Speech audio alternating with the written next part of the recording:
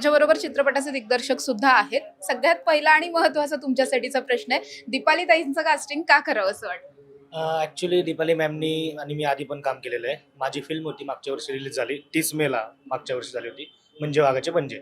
त्यात Deepali मॅमचा lead role होता. आणि मी आता हा सिनेमा करायचा विचार केला. म्हणजे आता ह्या सिनेमा करताना पण खूप अडचणी आल्या.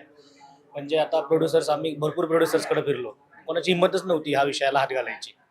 आमचे 3 प्रोड्युसर आहेत, देवेंद्र भाट सर, आपले सूर्यकांत मुंडे सर आणि प्रशांत सर. ह्या तिघांनी सपोर्ट दाखवला आणि सिनेमा चालू झाला. त्यानंतर सगळ्यात पहिला फोन मी दीपाली मॅमला केला की मॅम असं असं आहे, अशी अशी भूमिका आहे, तुम्ही करणार का?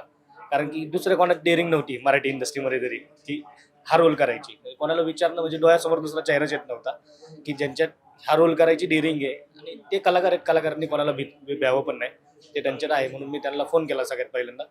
आणि ते मला पहिल्याच फोनला ओके नाही पण करूया, स्क्रिप्ट वाचूया. लगेच 2 दिवसांनी आम्ही त्यांच्या घरी गेलो.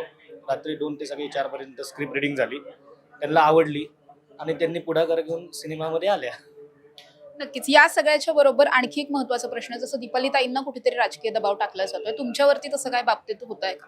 अजून तरी नाही, पण पुढे येऊ शकतो, काय माहित नाही. आणि अशोक खराचा रोल कोण करणार आहे हा मोठा प्रश्न ते आहे. गुलदस्ते ते. ते गुलदस्त्यात हा, आहे. हिंदीतला कधी- मोठं कास्टिंग आहे, पण अजून आम्ही रिव्हील नाही केलं. ते गुलदस्ते ते. अच्छा, चित्रपट कधी रिलीज होतोय ताई? 2 ऑक्टोबर रिलीज आहे. ह्याच वर्षी 2 ऑक्टोबरला रिलीज आहे चित्रपट. नक्की. तुम्हा दोघांनाही चित्रपटासाठी खूप शुभेच्छा.